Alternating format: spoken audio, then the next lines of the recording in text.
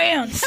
It's like memory of that episode. I still think about it. Never gets Kristen, if you're old. listening, never gets Never old. So gets good. old.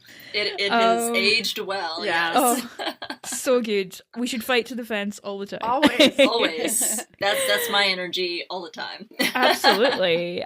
So Rima, how about you? I'm sure most of our listeners will have heard you podcast on this main show already, but how about you? What's your relationship with the network and podcasting? Yeah, thanks, Lucy. Well, love me or hate me, yeah, I've been around for a while. I started out, fairly similar to, and I feel like a lot of us have probably started out fairly similar, guesting. My first guest spot was on Game of Microphones back in the day when their coverage for Game of Thrones, because obviously obsessed like everyone else in the world, and so got involved that way. I think had some guest spots on The Walking Dead here and there. And then, of course, just ended up with my own podcast with, at the time, my co-host with Sean when we started it, I think 3 years ago.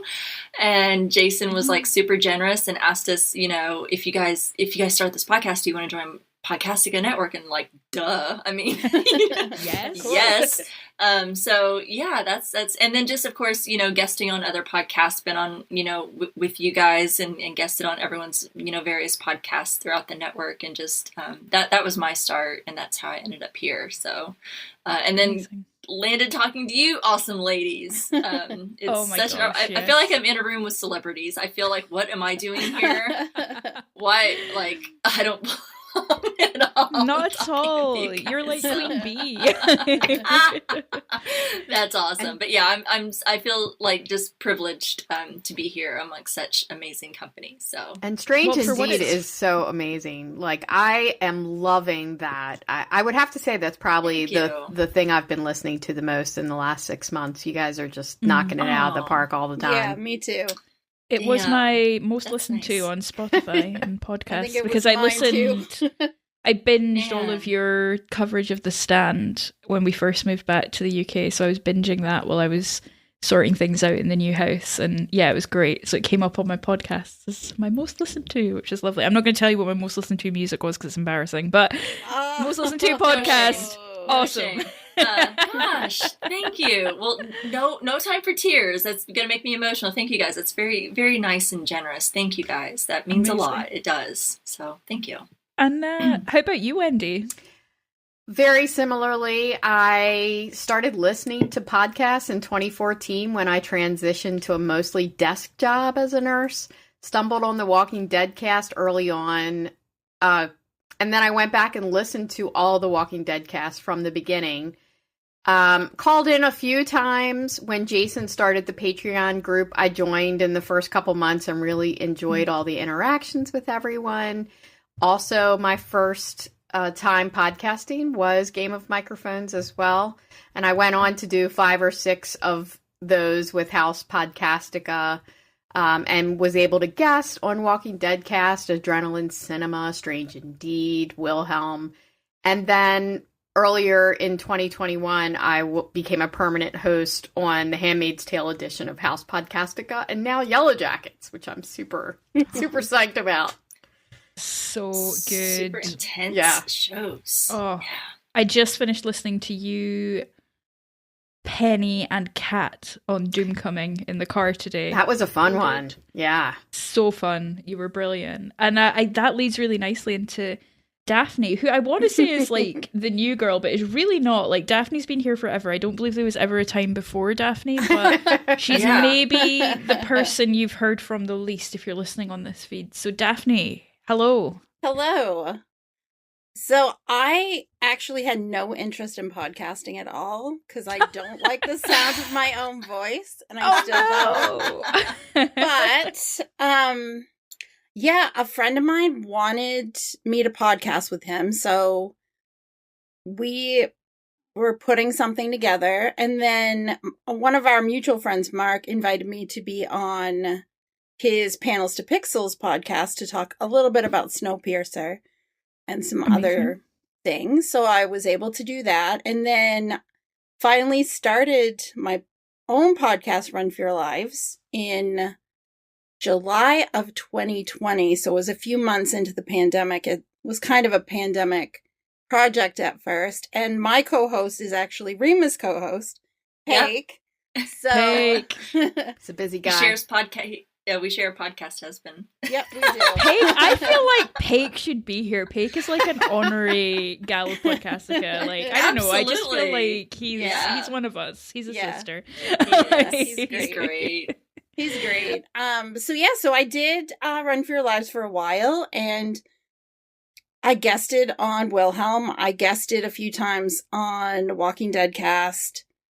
And then Jason invited me to podcast on The Handmaid's Tale, which I had never seen until he invited me to podcast on it.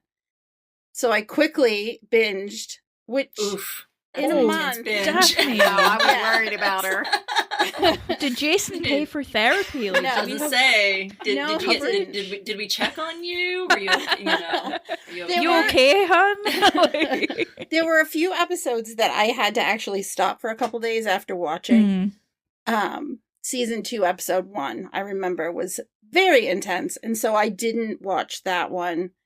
I didn't watch any after that one for a couple of days. But I was able to get through it. And I got to podcast with Jason and Wendy on The Handmaid's Tale. And it was so much fun. I really got to see what it's like to dive into a show. Because podcasting about movies and shows are different. And Paik had always told me that, there's a difference between the two.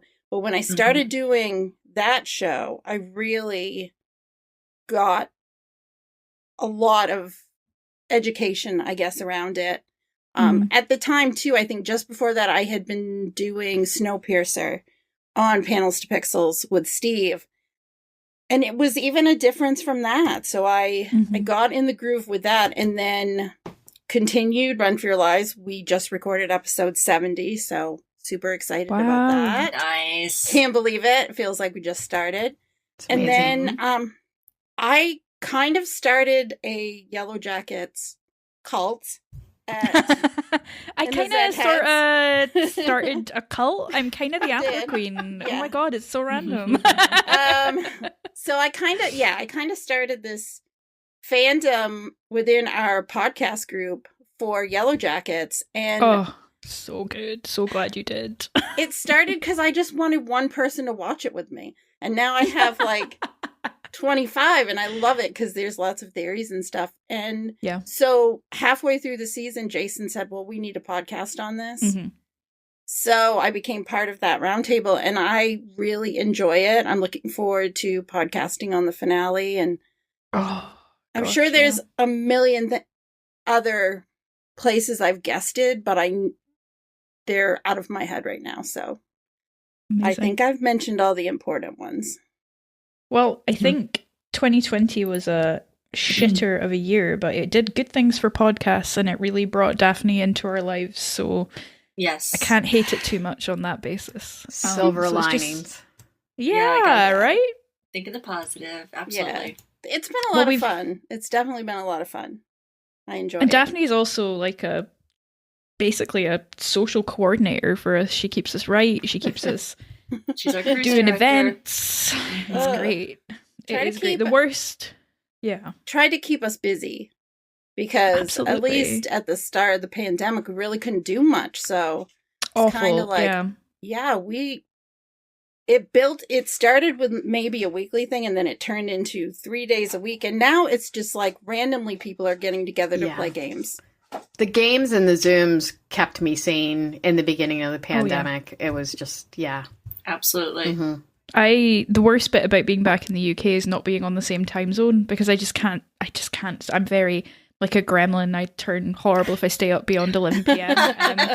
Which, while entertaining, is not amazing. No. And I miss that. I miss being able to drop in and play Among Us or Dead by Daylight and things like. I miss being able to drop in, and we're gonna have to schedule something that includes your time zone. Anytime on a Saturday or a Sunday, 3 p.m. Saturday morning games.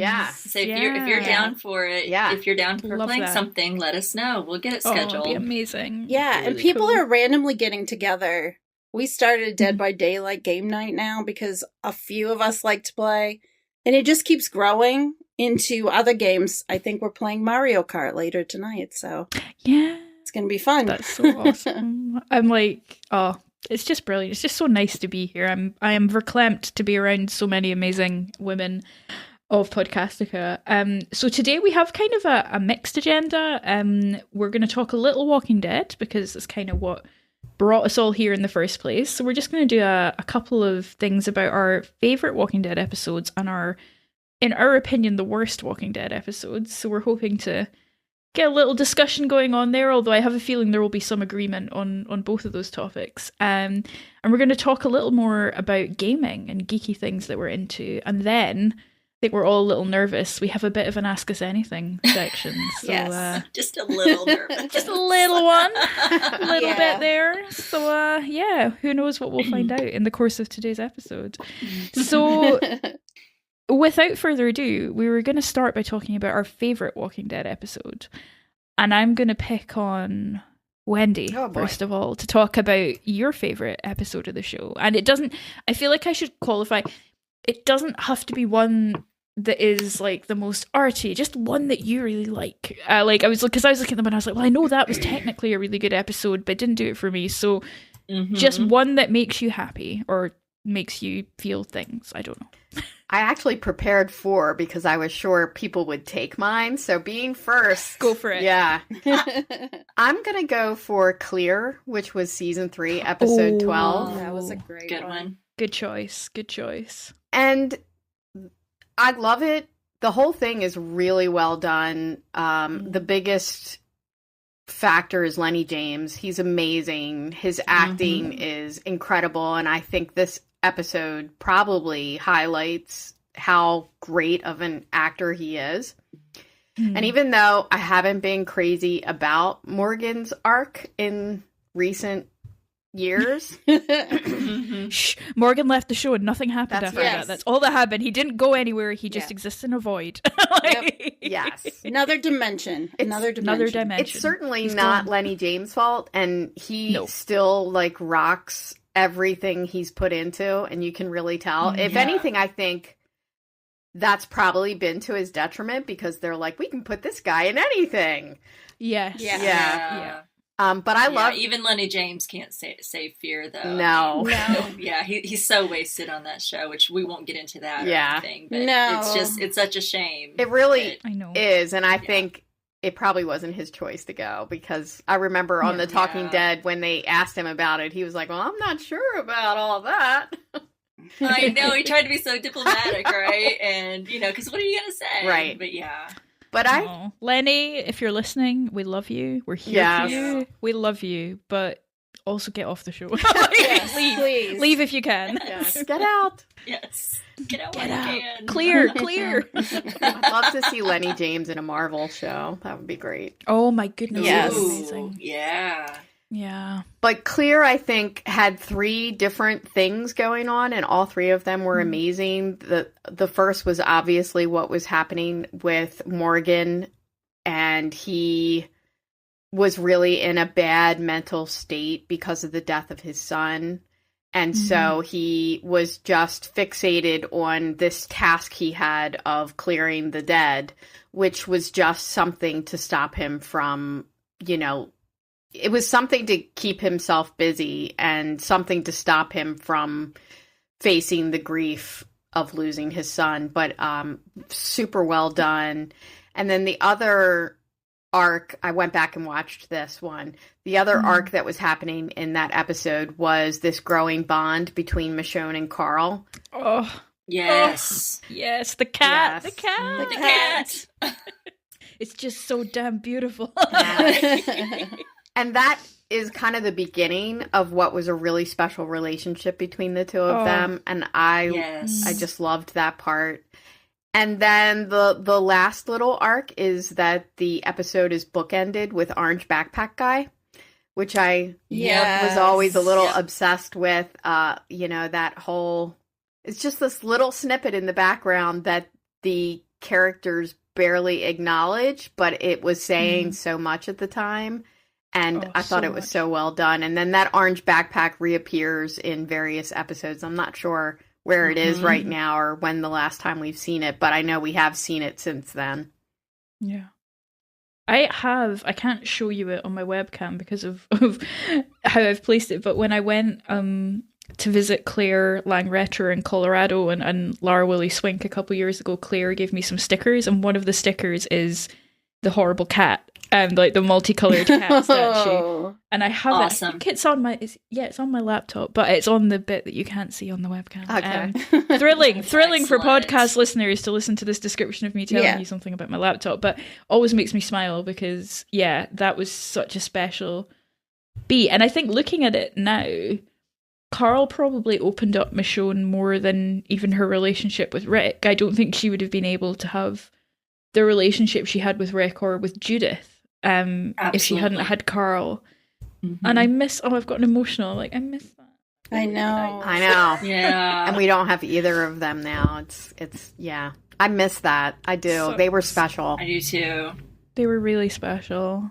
Oh, good choice, Wendy. Good choice. Very good. I like that a lot. How about you, Daphne? I know less about your kind of Walking Dead taste, so I'm really intrigued to know your answer.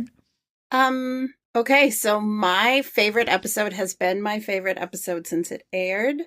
There are a couple that I also like in addition, but I'm really an action person. I'm very action oriented. And so my favorite episode, which I have rewatched a couple of times, is season 5, episode 1, No Sanctuary. Yes. Terminus. Applause. Yes. Terminus goes down. Oh, yes. Loved it. I loved when Rick says to Gareth, this is all that's in the bag, and a red-handled machete, which I'm going to use. Oh, so good. so good. So Plus good. Carol, badass Carol.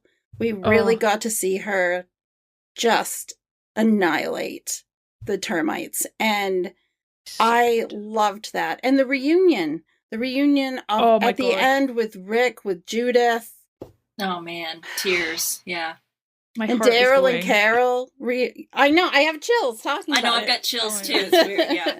Daryl Rick looking at Rick looks at Carol and says, "You did this," and Yes. it's just Yeah. And he had It's banished everything. her. That was right after he banished her Mhm. for killing Rick. Karen and David. And he just, the whole thing, it was just an emotional roller coaster. And you were nervous because they had their heads on a trough. oh my god, yes. And we got that cameo from Robin Lord Taylor, who was Sam. He's at the end, and Yeah. so Rick looks at him, and he looks at Rick, and you're just like, this is not going to end well for Sam.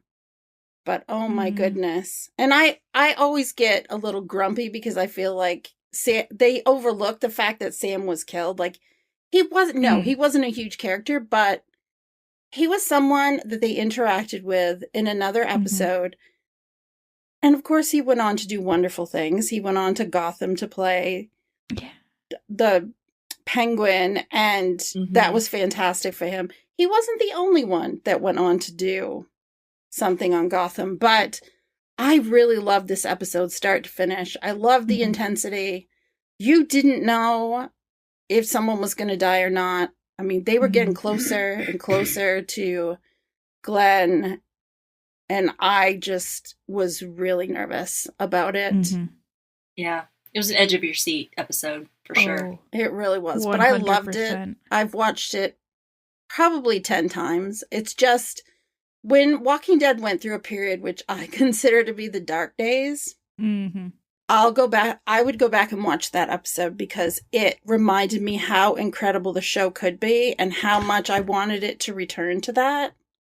I was just thinking about that, Daphne, because I was thinking about the fact that essentially we have a lineup and it's brutal and it's horrible, but the show handles it in this deft, light-footed kind of way that keeps it it didn't feel gratuitous. It felt horrifying. Mm-hmm. I mean, someone who doesn't watch the show is probably like, I feel like we didn't need to see people getting bled out over a trough. I'm like, watch Yellow Jackets and then come back to me. But, Exactly. I'm like, we're beyond this now. Yeah. But it towed that line of like people we loved in peril and danger and stakes without going into sort of misery porn, which is where when the show kind of, I think it's fair to say where the show starts to go off track. Those 2 seasons, it's bookended by, well, not bookended. It's kicked off by that just awful Negan incident, and that feels very different because it's in your face. It's brutal. It's cruel. Whereas with Terminus, I think they're still leaning a little into. It's not quite camp villainy, but it's a bit surreal, and it's a bit like, I don't know. And they even, one of the things they do in that episode, and I'm sorry, Daphne, I this was actually mine as well, so I'm not completely talking on me. I was hoping that it wasn't just mine. I just feel like it was Walking Dead at its very, very best. If someone asked me, like, give me an episode of The Walking Dead to watch and to show me why it's a good show, I would give them this one, then probably regret it and say, actually, there's quite a lot of cannibal and killing stuff in it, so maybe try something else. But it's still a good episode. The other thing that they do in that episode that I think is quite neat is they manage to give us empathy for the termites a little. Not hugely, because we still want them all to burn to the ground and we're not sorry that they die, but they handle that when does the hunted become the hunter with quite a simple touch, because I think we get like 3 cutaway scenes showing them being brutalized, and it does a lot. Mm-hmm. Yeah, whereas with Negan, you know, we can go down that road of empathy and things like that. I think with Terminus, they just did such a good job of cutting that, and it's the only villain in The Walking Dead where we ever said we wish they'd stuck around more. Usually with the villains, we're like, oh God, can we? Yeah, okay, we're kind of. Or at least Gareth. Yeah. Oh my God, he was brilliant. He was such a great villain, good. And just wonderful. Just such a brilliant. He had a lot of charisma. I think he had, in a subtle way. It was very subtle charisma, and I mean, this was coming off when we had just at the end of the previous season gotten everybody back together. Oh, when we'd had all these different, everyone was back together. We had the new characters coming in, Abraham, Rosita, Eugene. We had all of them, and everybody was together.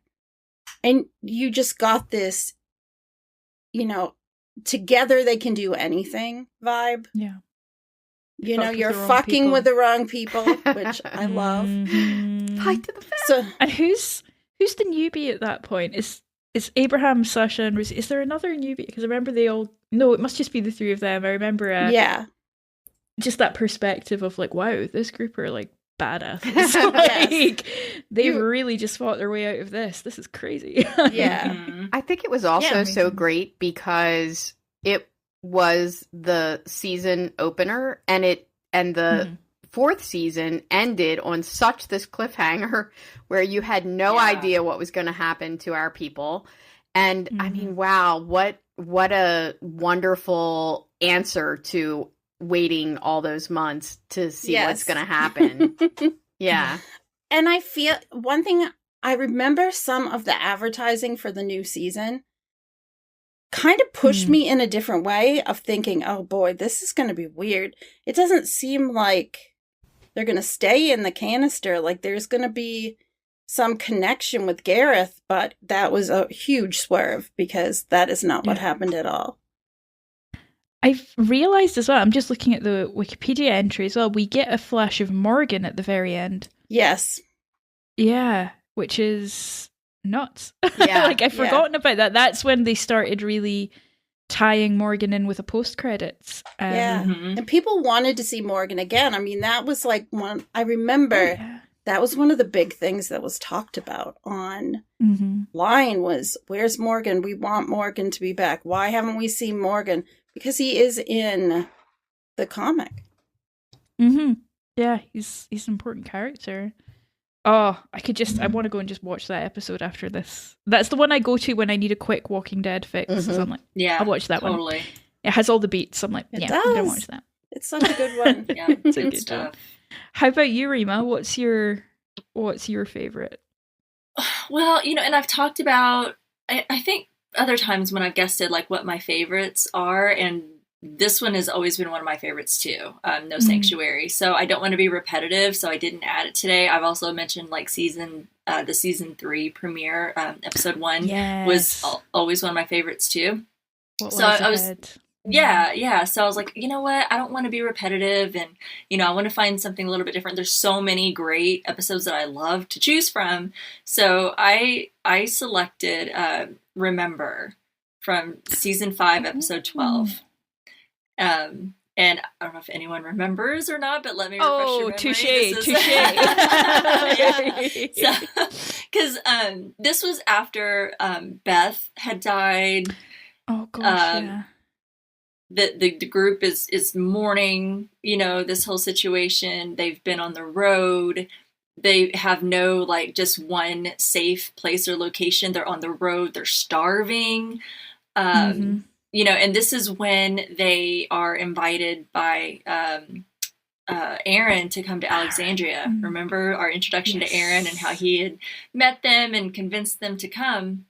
So this is where it starts out, when they're at the gates at Alexandria, and it's just such a fun, kind of interesting episode, because we had been living with them, and I think Daryl was eating a worm. They're I think had eaten maybe a very difficult episode as well, that they had, I think, eaten a dog, I believe, or maybe tried to, and just they're not in a great situation, right? They're dirty, they're hungry, that you've got baby Judith. It's a dire situation. So they show up at the gates of Alexandria, and you've got Nicholas.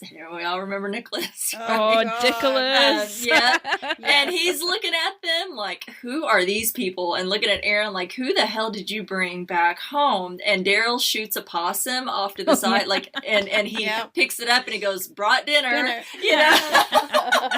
And you're just like, oh my God. And you see this contrast, because like Aaron's put together, he's clean, he's got nice clothes, and Nicholas is clean and has clothes, and you look at our group and they're just dirty and they're tired, and you can tell they all look a little lean, right? Because they're hungry, and they just look savage, So to look at that contrast of these two groups, and the Alexandrians are a little like kind of scared of him, like, who are these people? They look a little feral. So it's interesting to see how our core group here, really kind of kept their guard up. They're not willing to trust too soon.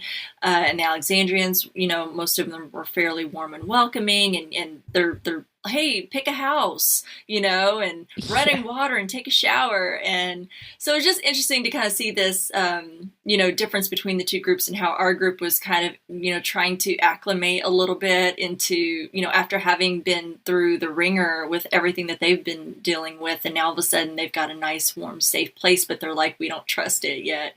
You've got Deanna with her vision, how to incorporate Rick's group in with the Alexandrians, and bringing their skills and, things that they did prior to. And so there was hope in this episode, of what life could be like. But it was also interesting because at the very end, you get a little bit of a dark turn, because they're worried, and Carol voices it, they're like, well, this place, if we settle and we get too comfortable, it's going to make us weak. And Rick's like, yeah, Carl mentioned that too. But he says, well, we'll make it work. And if they can't make it, then we'll just take this place. And I was like, there's my Rick. God. There's my Rick Grimes. So good. It was just good. It's like, they haven't quite, let us down yet. It's not all warm and fuzzy just yet. So it was just, I love that episode a lot. I feel like that's the episodes where we get, who's Deanna? Abraham's who's Deanna? Yeah. Who's Deanna? And on the topic of Deanna, after Tova Feldshuh, that's the first thing I ever saw her in, but I went a couple of years ago, I watched all of Crazy Ex-Girlfriend, and Tova Feldshuh plays the main character's mother, and she does kind of overbearing Jewish mother musical theatre style, and she is brilliant. She's so good in it, and it really made me appreciate Deanna even more, that we had Tova Feldshuh for even a short period of time on the show. Yeah. Because she brings such an interesting energy to this episode, the way that she interacts with the group. And yeah, it's just, you're so right, Rima. It's like this clash of cultures of like, look at these feral kids I found when I was out. Aaron's like, can I keep them? And they're like, oh God, why? Yeah, they're kind of dirty and they're kind of icky.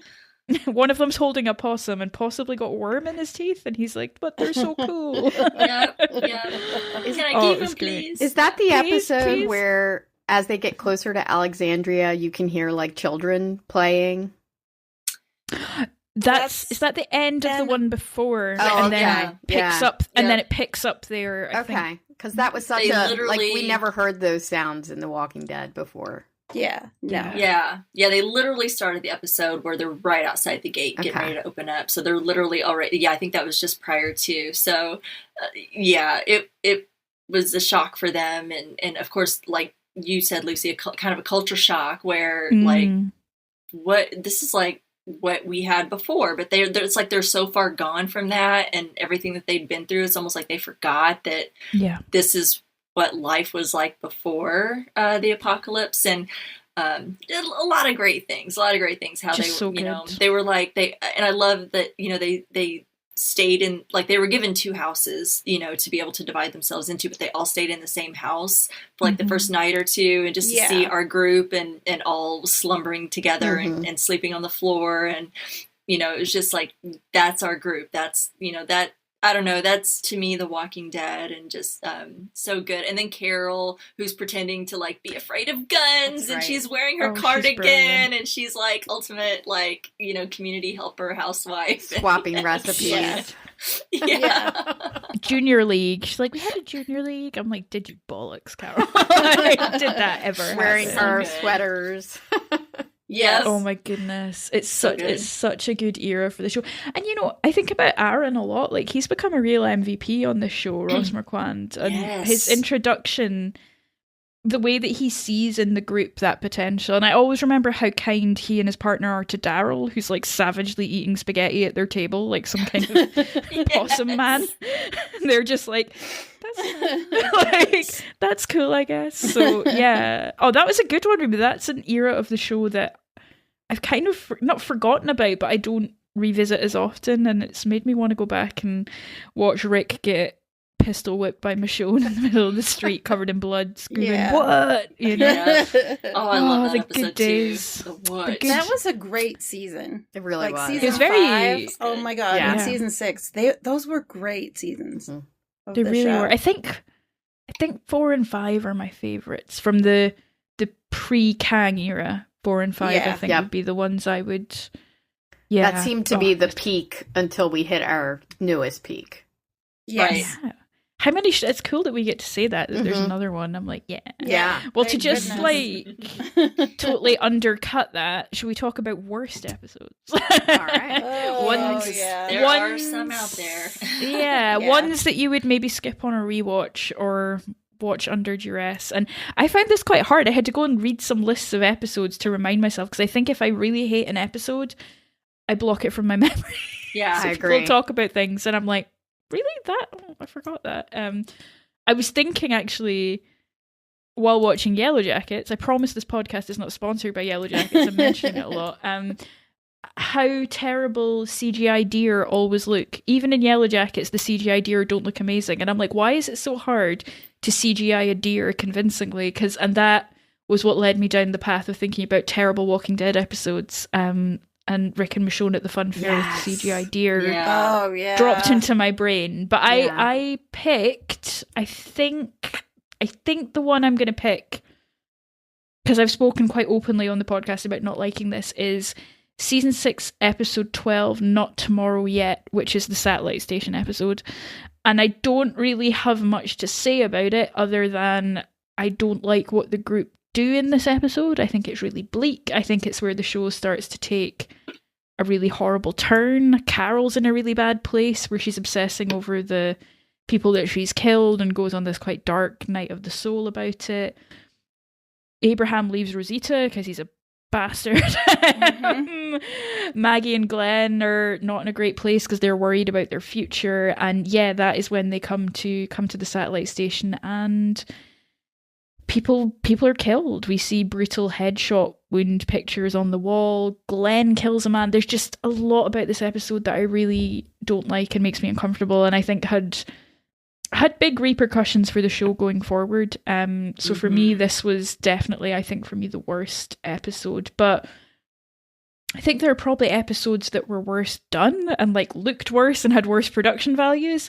But for me, this is the one I would skip or erase from the show history if I could, but I don't think I can. I think they were trying to prepare us for what was coming. I think that this was their subtle but not subtle way of pushing us into the preparation for what we were going to see season 7, episode 1. Yeah, I think it was, especially those Polaroids and Glenn looking at them. I was just like, awful, so bleak, and just a very if you had to pinpoint where I think that the start of that real kind of discomfort with the show came in, I think for me it's that episode. I think it gets really, really quite dark from there on in.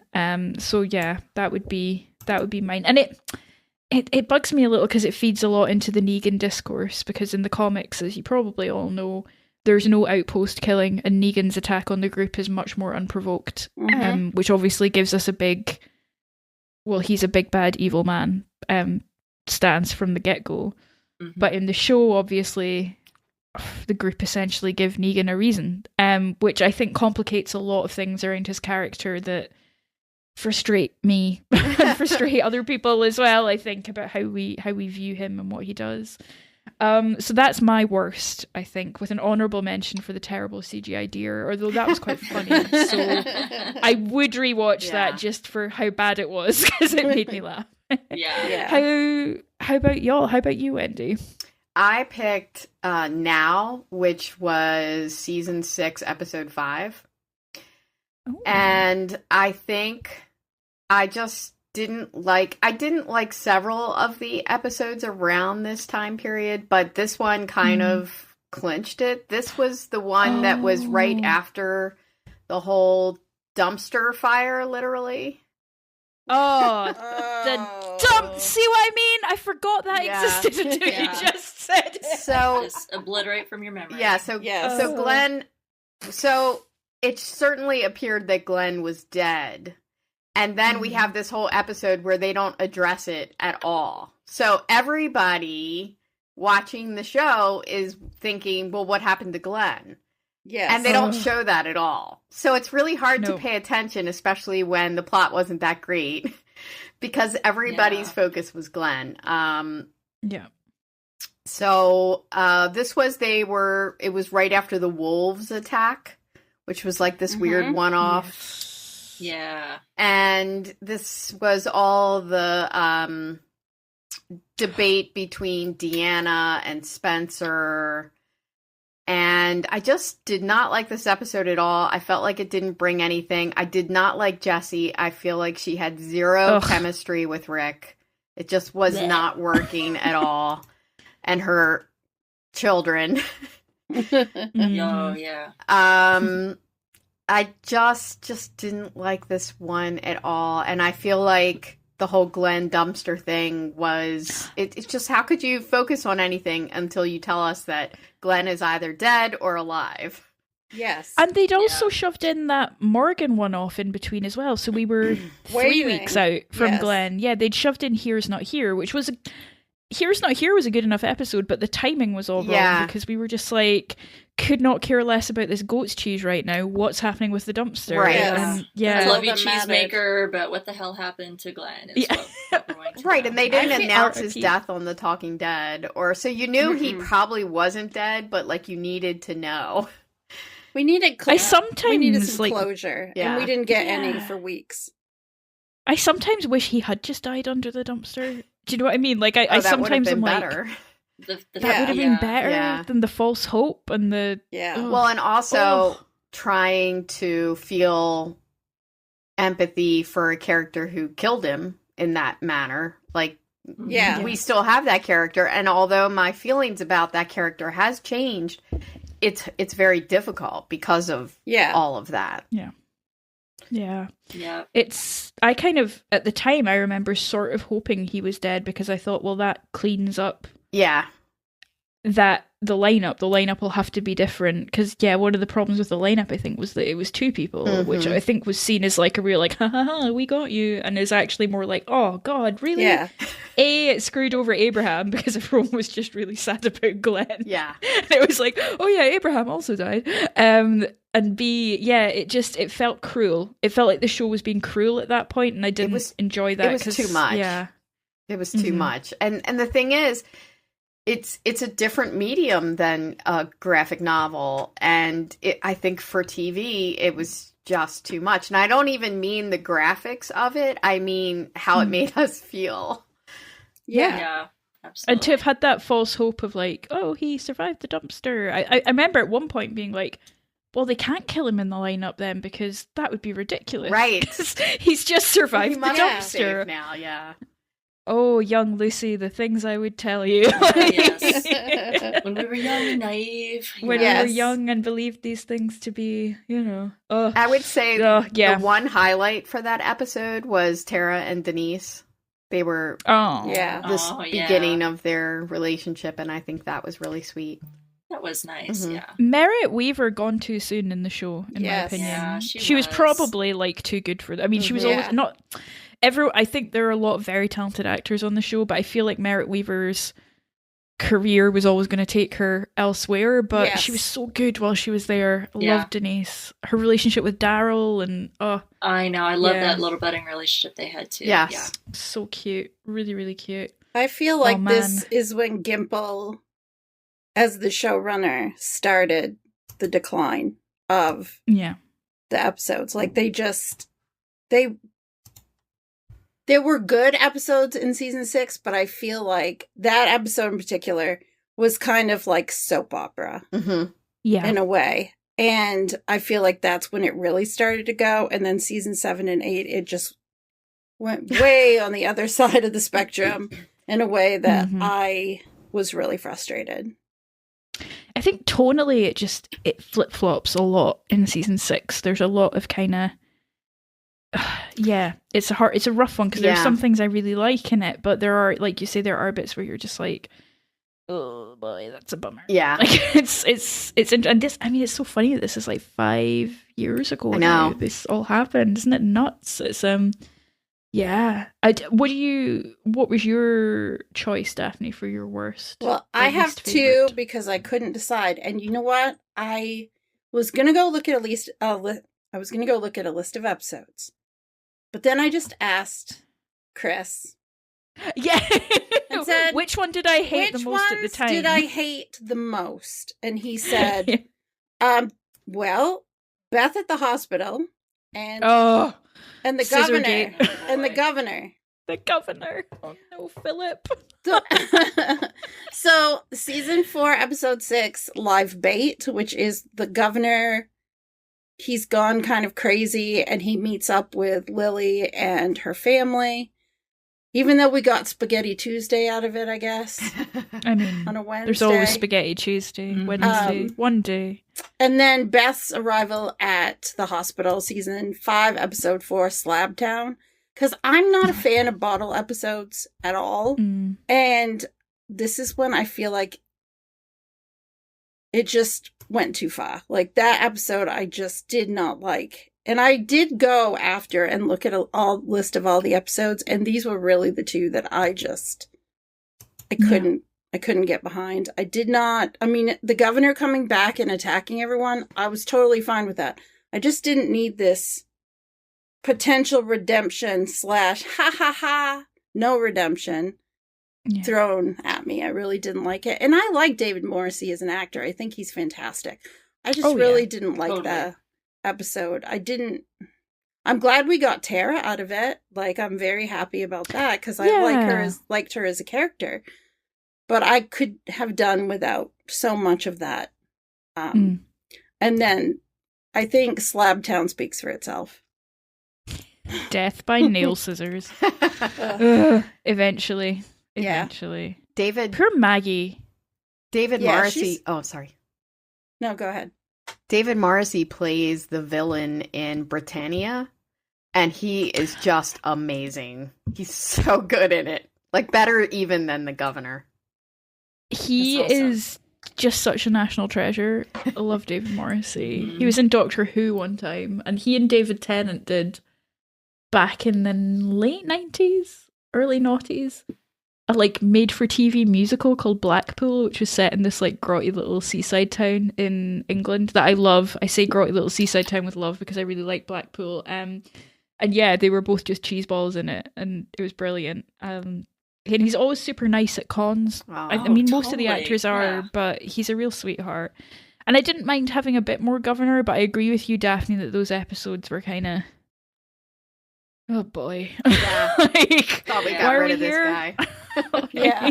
Yeah, it's a shame. It's also like just like depressing, as it wasn't even like boring and kind of, I don't know, stuff was happening. It was just a bit like, oh, he's in a real low point, isn't he, this dictator? Like, Yeah, he's really having a dark night of the soul. Yeah, it's real. Yeah, it was just, Yeah. it was awful.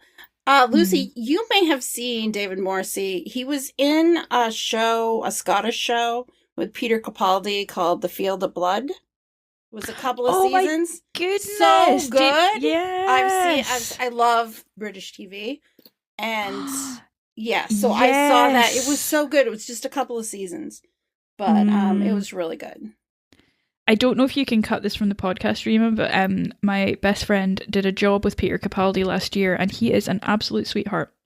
Really, really nice guy. And she's worked with a lot of celebrities who I'm like, unless they're like, I just assume they're all dicks now because she always sees like the worst bit of them. But Peter Capaldi, actual sweetheart, very, very nice. So That's yeah, nice. he's another. I love him. If he turned up in The Walking Dead, that would be really fun. That would be interesting.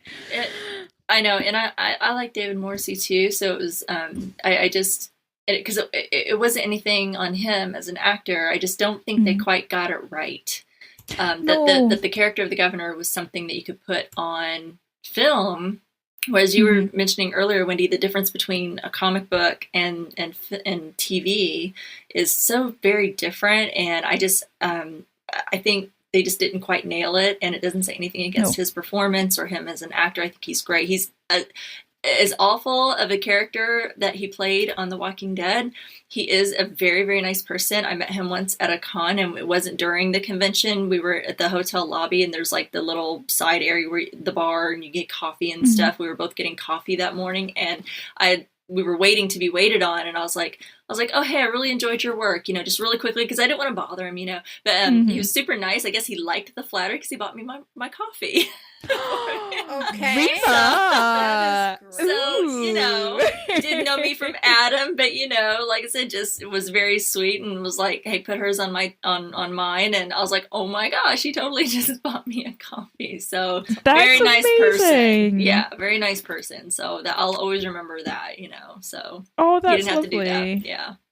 Aww. Just a little shout out to I David Morrissey. think he really was, in the comics, the governor's unhinged. Like that Yeah. storyline goes to some really dark places. Like Jason and I were talking on an episode, a couple months back, about darkest moments in the comic or something, and Jason was like, oh, you know what mine is? And I was like, oh no, I've kind of forgotten. And he mentioned, what the governor puts Michonne through, and I had literally forgotten. I was like, oh my god, yes, that is awful. And yeah, I remember at the time being a bit like, they're going to put this on screen? Because I hope they don't. And I think they did the right thing not doing it. Mm-hmm.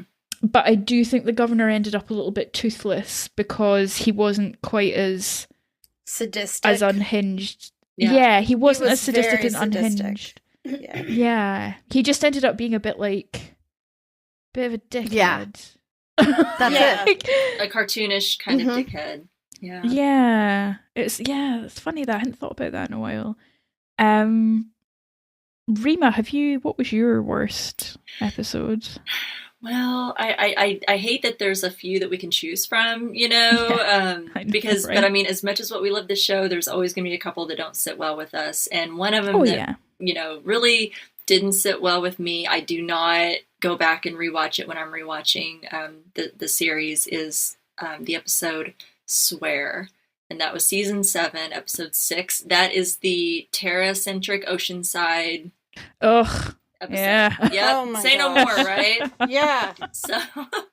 So we're at a time where we're really wanting to see what's happening more at Alexandria with Rick and how they're kind of dealing with Negan.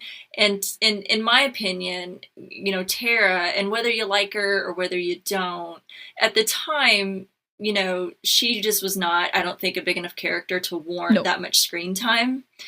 No, not at all. Yeah, and that shift of the story away from Rick for so long, because I think it was weeks that we didn't get any Rick. And, for me, anyway, it was really frustrating. And, so it just did not sit well with me. And I think that the concept of the episode was better than the actual execution of it. It did have, I think, some smart ideas. I think there were some good new characters. It did, I think, a okay job of trying to continue that world building, that they were doing at that time. But it was just, I think it was painful how it kind of dragged on. And honestly, I was, I think Tara over the years, like in the end, like where I am, where I ended up with Tara, I liked her better later, but I did not like her at the time. And at the time, for me, she was such an infuriating character. And to have her in the lead in this episode was just like, Yeah. So. And Heath disappears. And Heath, in yes. this episode. Yes. Again, I put... Forever. With no explanation. That actor, exactly. Just like, okay, bye, I guess. I mean, he and... Is it Corey Hawkins? Is that the actor's name? He and Merritt Weaver, I feel, are of an ilk where I was like, oh, he won't be here for long. No. Like, he's going on to do... I think he went on to do... 24. It was a reboot of 24. Yes, right. A reboot of 24. And then there was a big film before that about... Oh, yeah. Straight Outta Compton?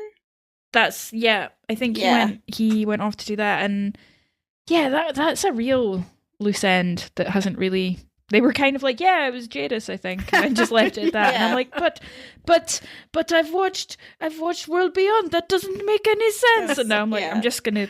Heath's gone, Lucy. Just deal with it. I'm like, okay. Yeah, incredibly frustrating. I liked that really episode. I remember liking it when no one else did, and I think I love Tara, so I liked that. I typically like bottle episodes.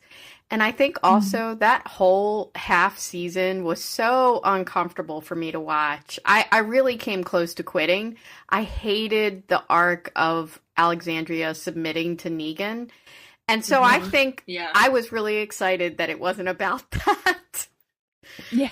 So and see, that's what I loved about, well, and that's the thing is I thought, I dislike it, but someone else I'm sure probably did. I think there were, like I said, I think there were some good things that kind of came of it. I just don't think it was executed, at least for me. But that's what I love, because I'm like, gosh, one of my episodes that I dislike, someone else is going to love it. It's all subjective, and I think that's okay, and it makes it interesting. And I also like hearing, if there's something that I dislike, hearing if someone likes it, why? Because then I'm like, well, then maybe I can actually gain an appreciation for it. So I find that very interesting. And I like that. You're right about that. And that's like the beauty of podcasting. Yeah. Each other's minds. And I remember people didn't like it. And I was like, oh, I liked it. I thought it was pretty good. I feel like that was also a time when I was feeling punished. Yes. Yeah. I was feeling punished. Like... beat up. You watch it was hard. Yeah. Yeah. You hard watch time. a show for an escape, and then I felt like the show was punishing me. No, we're not going to give you that. We're not going to give you that for a couple of weeks. And it's like, no, smart storytelling isn't like that. Why are you going to do that? Like, and then again, it was a time where things were just different. And I remember feeling like there was a payoff to all of that in the back half of season 7. And I came to think that. But, a lot of people won't be punished for 8 episodes for payoff later. No. And I think that's when they lost a lot of folks. Because it was that season was really hard to watch. It was. And there wasn't a lot of levity or lightness that broke it up. It was like constant, seeing your favorite beloved characters being, tortured and tortured. Yeah. It was awful. Beaten into submission. It was. I mean, really, they were beaten into submission. Yep. And that was hard. I think it was a time when a lot of us wanted escapist TV as well. There was a lot going on. I mean, it seems weird to think of any year before 2020 being hard, but I think it was a time where there was a lot of change and a lot of things going on That's true. People wanted joy from things that we just weren't getting from this show, but we did get from the community, which was nice. But it was a rough ride. Mm-hmm. It really was. I think that's... Thank you, Angela Kang, for making it good again. Our savior, yeah. She's a woman of Podcastica. Yes. And now, surprise, Angela's here. Yeah. I wish. Oh my God, I would die. I wish. That would be amazing. I think some of my favorite episodes, because when I was thinking about those earlier, are really about times when the community came together or someone comes in and saves the day. Because those just made me feel good. And then the ones I don't like, season 7... I could probably go through that entire season and pick out just a couple of episodes that I really liked. And the rest of it was just hard. It was hard. Yeah. Hard one to go back and watch. It's a rough go, man. Rough go. At least, I mean, it's great that we have so many episodes to kind of think about and these eras of the show that has been going on now for 11 years, which is incredible. Yeah. I can't think of any other show that I've watched for that extensive a period of time.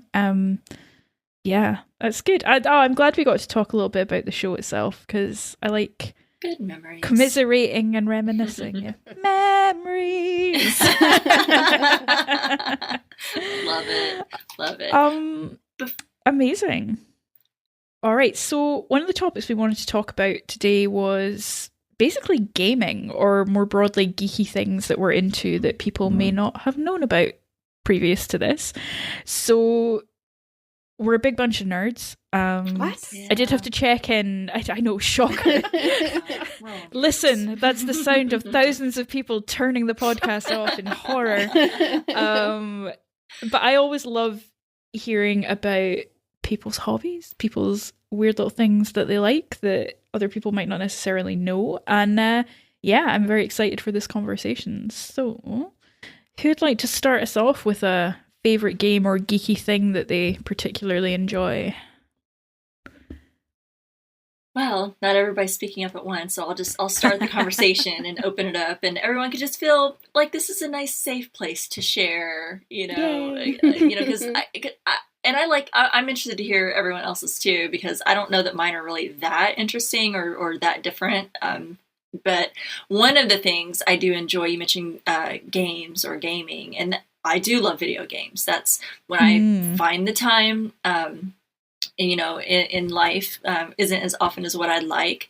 But yeah, I love video games. I've been a huge gamer since as far back as I can remember, starting with Atari and arcade games, Oh, wow. So, And did you go the Sega or the Nintendo route in the kind of 90s? Nintendo, but I did have a Sega. I mean, I've had them all. I didn't have an Atari though. My cousins had an Atari. I was poor, and so I did not get an Atari. But I would go to my cousin's house and play their Atari, and then I would go play arcade games. But when gaming systems became more popular, and there was Nintendo, I definitely had Nintendo, and I had all the Nintendos. I had a Sega later on. We've had Xbox, PlayStation. We've had a lot of them. So I've always really been into games. And playing games, and I love it. Amazing. It's a fun community. It's a fun thing to do, fun way to pass the time, and I'm into that. And what's your poison? What's your kind of game that you're into? Like, what sort of thing do you? Oh gosh, one of the biggest for me as I got a little bit older was Tomb Raider. One of my ultimate favorites, Lara Croft, baby. Yes, all about the fun and adventure. I play that. I still play it to this day, but I've grown into like Uncharted, which is like for me like the male version of Lara Croft a little bit. If anyone who's familiar with Nathan Drake and the Uncharted series, love that as well. But the one that's really like, if you're talking story wise, and one that just really moves you and is so awesome to play, like The Last of Us. Huge fan.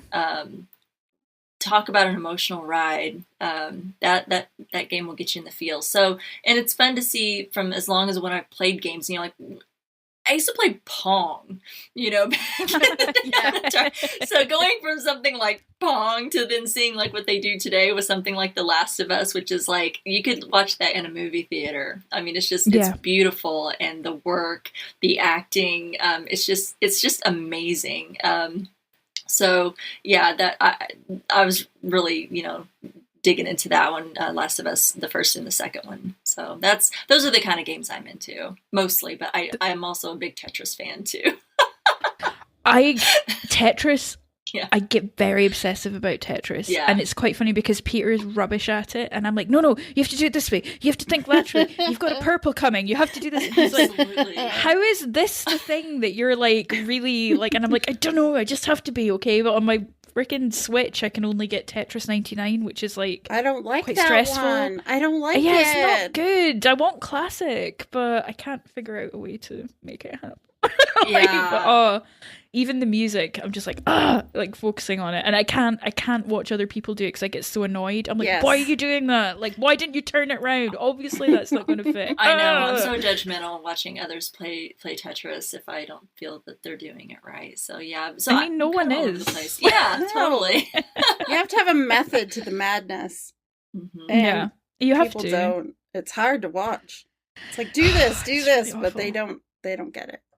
Yeah. It's the mix of thinking short and long term in Tetris. I think when you get good at it, you're able to sort of look and say like, okay, I have to look past what's happening immediately and know that there's like a long skinny or a small square coming my way and that I know where I want to put it. Yeah, I get very kind of, I don't know, obsessed with it. I have to be quite like rigorous with myself that I don't spend all my time doing it because it's very easy to get sucked into it. Totally. Yeah, I confess I'm not as much of a gamer, but two things about what you were saying that I thought were really true is that some games are just really beautiful to watch. Like, Peter's much more of a gamer than me, but there are certain games he'll play where I'm actually happy to just sit and like doze and be like, I'm happy to listen or watch because I like the music and I like the... Yeah. At the same time, there are other games that I find incredibly irritating and I'm like, can you please put your headphones in? Like, there was one, is it a Witcher or something that's... Oh no, it's an Assassin's Creed. For some reason, it's all sea shanties. And I would be like, why? Why am I just hearing sea shanties all day long? And this was before they became cool on TikTok again. And I was like, ugh. So there are certain ones where I'm like, no, I can't listen to this anymore. But others where I'm like, oh, okay, yeah, this is nice. Yeah. For me, it's little world building games like Stardew Valley, which is very simple, but I find a great amount of peace in running my little farm on my Nintendo Switch and just a lot of satisfaction in those games. Yeah. What is that called? I live my best life. Stardew Valley. Okay. It's super simple. It's like 8-bit, 64-bit. I don't know. It's very, very simple. But sorry, my cat is going crazy. I was wondering whose cat that was. I can't hear a cat. Can you? It's mine. He's being a little bum. You basically, you build and maintain your own farm and you grow things, but it has some fun mechanics. Like you can if you're playing on your own rather than cooperatively, you can choose a partner out of the local town singletons. There's about 8 eligible singletons. So in my farm, I'm married to a lovely woman called Maru who makes robots and wears dungarees, and we run a little farm together, and I'm basically living my best life. Although Maru recently expressed that she wants to have kids, so we have this baby called Prutert, who I don't really like that much, and I think Maru knows that I don't like the baby that much, so there is some marital tension, and I've not been on the farm in a bit because she just keeps whinging about me not hanging out with the baby enough, and every time I go and hang out with Prutert, he's sleeping, so I don't think it makes it anyway. Marital problems aside, I'd say don't tie yourself down in Stardew Valley and just enjoy the farming. But Right. I got very obsessed in the pandemic. I think it is that semblance of control and enjoyment in a situation that was not very filled with control or enjoyment for me. So it makes perfect sense. I love that. That's awesome. I love that. Yeah. But I just think that's so cool that you've done it for so long, because I can't imagine. Well, famously, being a female gamer is not always very easy, and you can get a lot of shit from people being cynical about it or being crappy about it. And I just think that's so awesome that you've managed to stay strong and keep at it all this time. Oh, thanks. Yeah, it can be a little tough for women in the gaming world. It's, I think, primarily been dominated, I think, a lot by men, or, and it can be a little rough for women when they excel, not that I do, but for women that do and play competitively, and it can be a little harsh. It's rough out there, but I enjoy it, and I just block out the earbuds if I need to, or just go in my own little world and don't listen to all the noise. Oh, it's great. That's really awesome. How about you, Daphne? I know, actually, Daphne, you have some really cool hobbies. I'm not even going to call them geeky things, but I have no idea. You're like an amazing photographer, and is it figure skating is your specialty? Okay, so yes. I am a huge figure skating fan and have been pretty much my whole life. I remember watching skating with my mom when I was a kid. I don't skate except on my butt. So I don't try. I just leave that to the skaters. I started a website about ice dancing back in 1999, and it transitioned from just being kind of a hub of information into a media site. So I go to competitions and take photos, and I have a great group of friends who also do that. So together I just got back from nationals in the US. One of my friends is going to the Olympics to photograph, and she was credentialed for my website. So we got an Olympic credential. This is the second time that we've gotten one, so it's pretty cool to get to that point. One of my pictures of Nathan Chen, who is one of our biggest Olympic hopes for 2022, I took a photo of him, and Coca-Cola used it in one of their press releases. What? When he signed with them. So it's something I've been doing for... The photography came later because I first started as a journalist, but around 2006, one of my friends was in a terrible car accident, and she was the photographer. She was the main photographer for my site, and she just looked at me and said, I can't photograph this event. If you don't take photos, we won't have any. And so after that, I don't remember writing very many articles because I've been doing photography ever since. And I always joke that I'm the first student of the Michelle Wadilla School of Photography. And I've also taught people photography. And Michelle also worked with some of other of our group of friends. And so we're kind of continuing her legacy by teaching others the art of photography, which is really special. And I have been able to shoot at the World Championships. I've been to Canada a couple of times to shoot events there. Wow. I've watched kids grow up.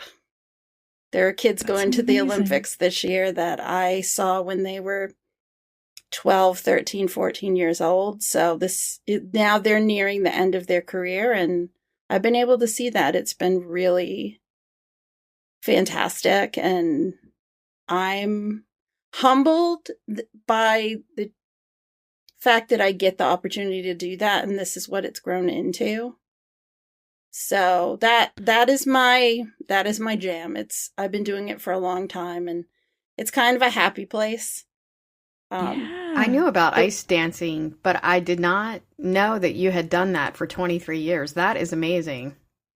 I have. That's a lot. Yeah, that's really cool. Just incredible. Yeah. And to see the span of people's careers is just amazing. I'm not going to lie, I'm sneakily looking at icedance.com right now, and it is... Yeah. Oh, I couldn't believe when we lived in Canada, like, as soon as you can walk, you're out on the ice. Yes. Like, we had a little municipal ice rink near our apartment, and tiny kids in these little puffy winter suits would just be, like, skating around, and it was just so a part of their upbringing and how they did it. And I just was like, oh, when adult beginners, we're definitely going to break all our bones because we're so self-conscious and we're like awkward giraffes and we're falling over. So we never tried. We were like, do you know what? We barely have health insurance here. Let's not break any limbs. No. But I envied that so much, that these kids were just brought up just on ice. Like, they knew how to do it. And the photos you take, Daphne, are just so full of like motion and beauty. And yeah, I mean, my knowledge of figure skating comes from watching Blades of Glory, which is an amazing film and I would watch again. But to see this is just incredible. The photos are stunning. No one would ever know you hadn't been doing that all your life. I haven't. I love doing it though, and I focus on. I think the best ice dance photos come when you have watched the sport for a number of years and understand the movement that goes into it.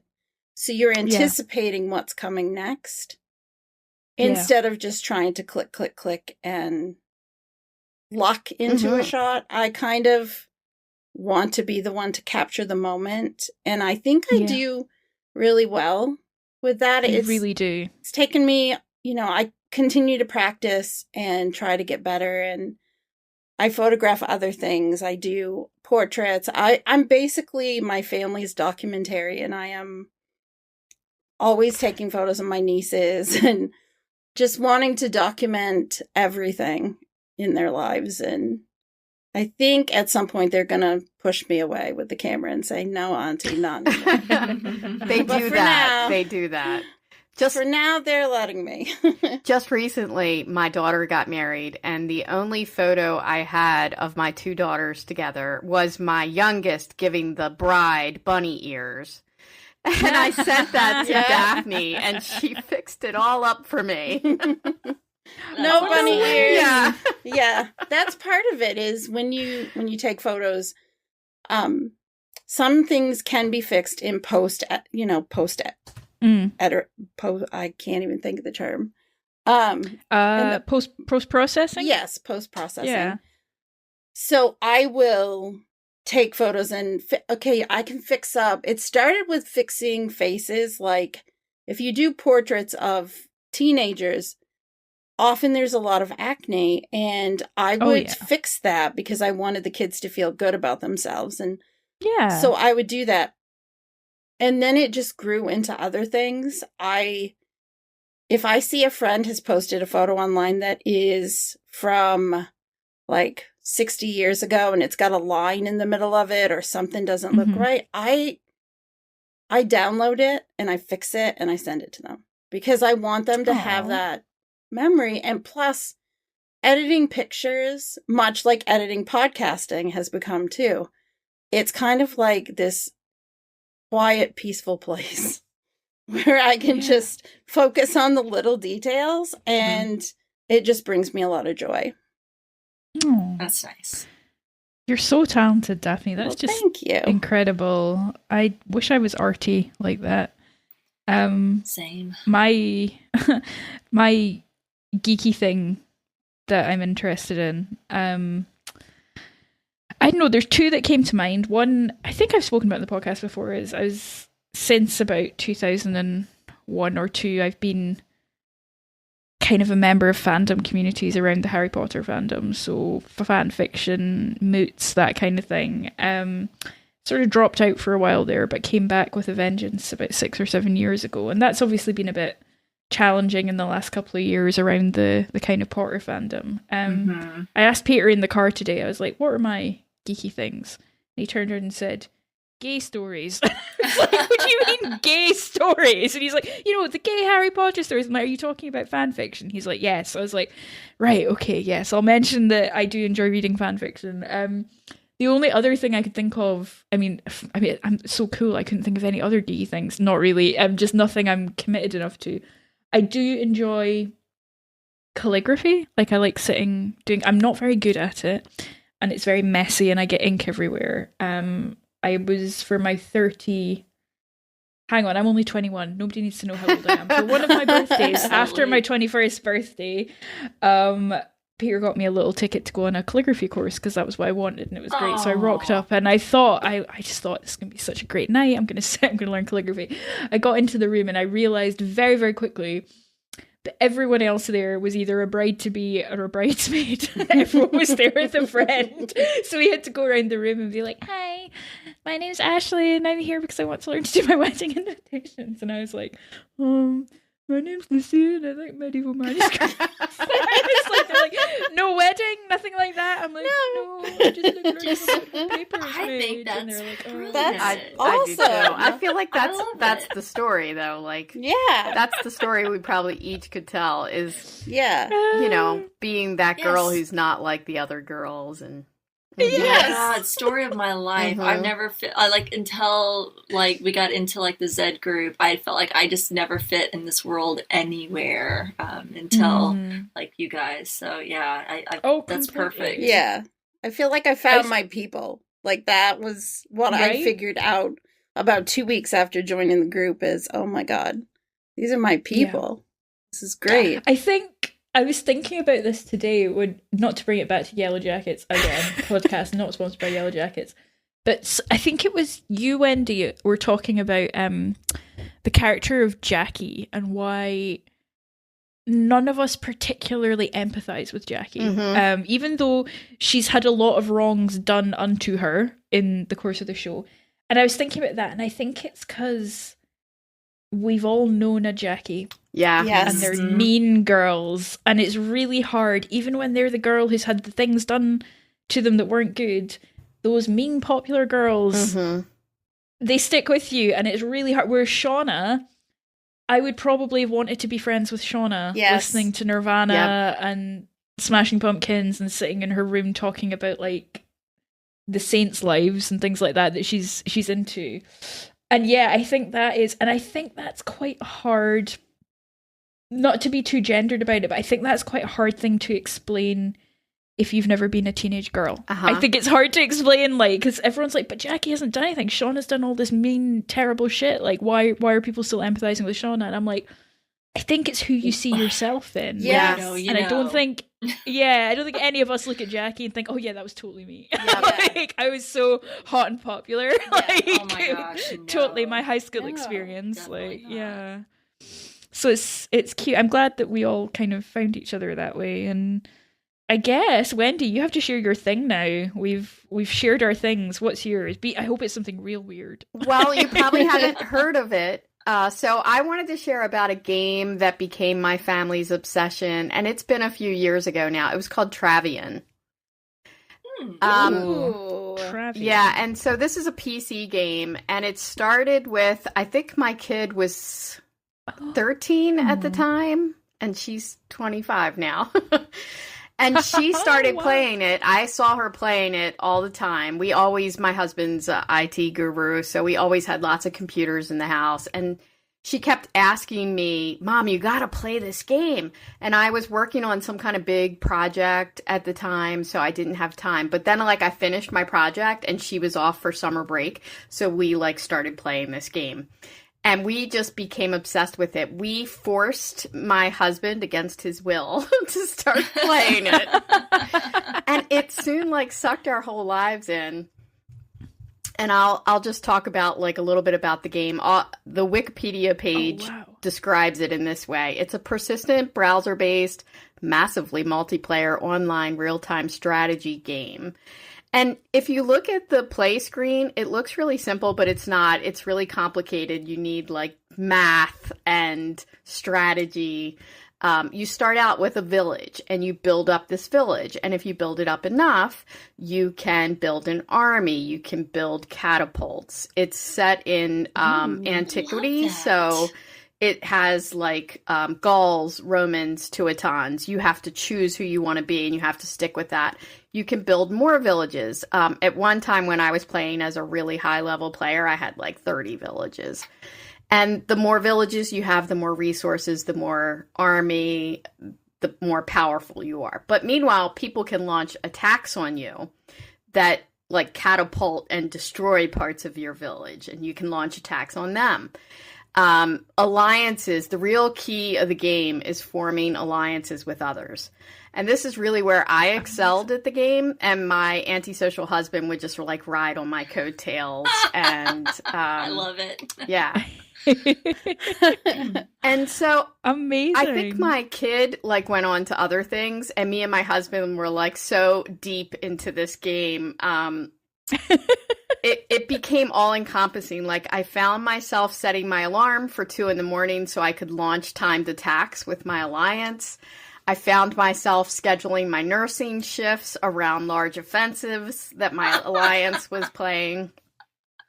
I love it so much. Incredible. Yeah, and I know, Rima, you talked about being a female gamer. Well, everybody in your alliance communicated via Skype at the time was how everybody messaged each other. And it was almost all dudes, like almost all guys. Very unusual to have a female playing. And then, of course, you'd get the people who would take advantage of that and, like, message you, like, got any pics and things like that. But then I could attack them, so it was okay. That is so cool. Yeah. I could Love fight it. back. And there was, like, backstabbing. Somebody in your alliance would, like, betray the whole alliance and attack you at 3 a.m. when you weren't noticing. And, of course, we did those things, too. Oh, this is intense. It was very intense. And I love it. we played at, like, top level for a while, but it takes a good amount of your time up. And it does sound time consuming. It was very time consuming. Like I'm calling my husband while I'm at work going, are you watching my account? Are you doing this? Are you doing that? Like, I love it. Wendy, you dark horse. Yes. Love it. I love that your whole family Yeah. got into it as well. yeah. My oldest did That's not. She incredible. was like looking at us like we were all nuts. She was like, I don't want to talk about Travian at the dinner table. That's so funny. Well, I love this because now we know in the zombie apocalypse we've definitely got to have Wendy on our side because she's definitely nailed the strategy Yep. and how to build those alliances and working all of that on that angle. So okay, now we know. That's definitely going in my notebook Yep. of things to remember about the zombie apocalypse. Yeah. I also have enough medical That's so skills to cool. just tell you you're totally fucked and Exactly. probably can't do anything about it. Yeah. Which means you're extremely precious in the apocalypse because there's, not very many folks with medical skills, at least human medical skills. Yeah. Does mean you're probably gonna die first. Yeah. Like in Walking Dead Definitely. rules. Protect Wendy at all costs. Yeah. Yes. Yeah, we must protect Wendy at all costs. That reminds me that's of a awesome. funny story. My sister also watches The Walking Dead, and she bought a lake house, so she's kind of out in an area that's, not close to where Mhm. her town is. It's small. There's not a lot of houses. It's perfect. She said to me one day, "Oh yeah, if the zombie apocalypse hits, I'm coming to your house." And I'm like, "No, you're not. We're all coming to your house because you're in the right place. You're not coming to my place. It's too populated." Yeah. You've not been studying enough to know that, no, we need to be in a place where it's more secluded. And your house is perfect. There's the lake. I'll bring my knowledge to you. Yeah. Instead. Awesome. So we did get some listener feedback on favorite games. So we're gonna read those. Wendy has very handily put our names next to the ones we're reading out. Yes. And then we're gonna take a short break and do some a top notch AMA. Yeah. Or AUA. Not Is that against it? medical advice. Ask me anything. Yes. Although that might be all right, against so medical advice as well. Oh yeah. Maybe a little. So Wendy's just got loads of medical questions that we're just going to say. I mean, technically I'm a doctor, so I could give advice, but it's not medical doctor. It's like medieval shit. So it's going to be like put a poultice on it, a leech, and hope for the best. Yeah, not great. So Alicia Stout wrote in. She said, "Girls rule, boys drool." She wrote joking, but I would agree with that statement.